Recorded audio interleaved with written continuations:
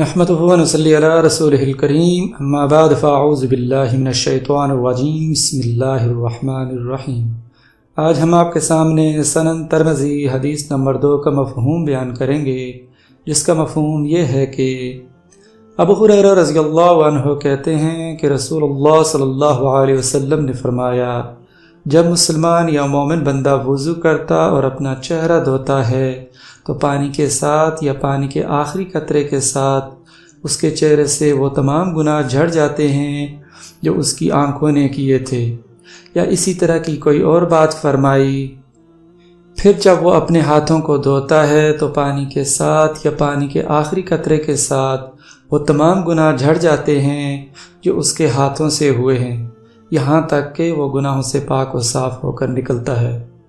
اللہ سبحانہ وتعالی میرا اس حدیث کا پڑھنا اور آپ کا سننا قبول منظور فرمائے۔ اللہ پاک مجھے اور آپ کو قرآن و سنت کے مطابق زندگی بسر کرنے کی توفیق عطا فرمائے۔ جزاک اللہ خیر۔